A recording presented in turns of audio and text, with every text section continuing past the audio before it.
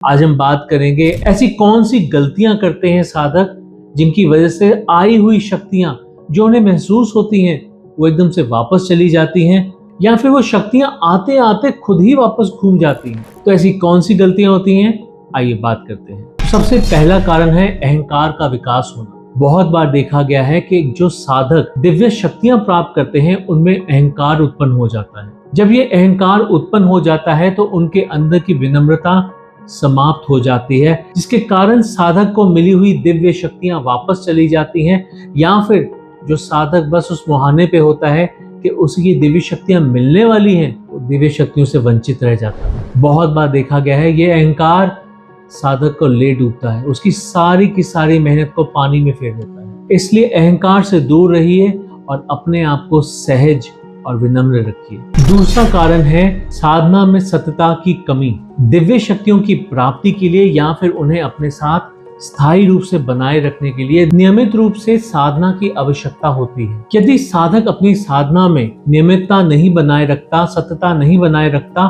तो उसके अंदर उन दिव्य शक्तियों की कमी उत्पन्न हो जाती है। और ऐसा भी कई बार होता है कि जब साधक अपनी साधना को नियमितता के साथ नहीं करता है तो आती आती दिव्य शक्तियां भी वापस चली जाती हैं। तो ये किसी भी साधक के लिए बहुत ही कष्टदायी अनुभव साबित होता है। इसलिए कहा जाता है कि नियमित ध्यान, मंत्र जाप और प्राणायाम के द्वारा इन शक्तियों को निरंतर रूप से अपने साथ बनाए रखा जा सकता है। तो आप भी ये काम कर सकते हैं।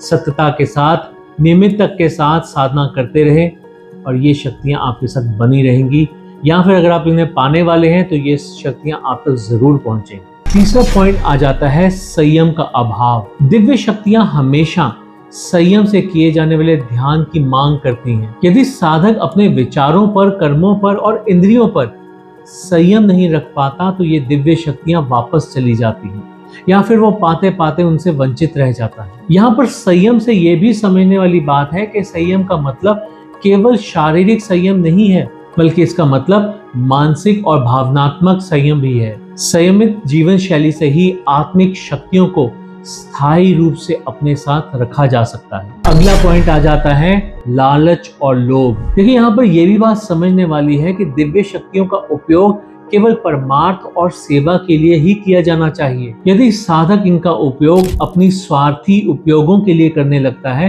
तो ये शक्तियां उनसे दूर चली जाती हैं। लालच और लोभ से बचना चाहिए और इनका प्रयोग केवल निस्वार्थ भावना के साथ ही करना चाहिए। इसलिए ये कहना गलत कतई नहीं है कि परमार्थ की भावना से ही ये शक्तियां स्थायी रूप से अपने साथ रखी जा सकती हैं। लास्ट पॉइंट आता है धैर्य की कमी। देखिए ये बात समझने वाली है कि दिव्य शक्तियों की प्राप्ति एक धीमी और निरंतर प्रक्रिया है। यदि साधक में धैर्य की कमी है और वो इसका परिणाम जल्द से जल्द पाना चाहता है तो इससे उसके आत्मिक विकास में बाधा उत्पन्न होती है। धैर्य और स्थिरता के साथ साधना करने से ही दिव्य शक्तियों की स्थिरता साधक के साथ हमेशा बनी रहती है। अधीरता और जल्दबाजी से ये शक्तियां क्षीण होने लगती हैं, दूर चली जाती हैं, वापस लौट जाती हैं। देखिए इस वीडियो के माध्यम से हम समझ सकते हैं कि दिव्य शक्तियां साधक के जीवन को धन्य बना सकती हैं, लेकिन इन्हें स्थायी रूप से प्राप्त करने के लिए संयम, साधना, धैर्य और निस्वार्थ सेवा की भावना आवश्यक है।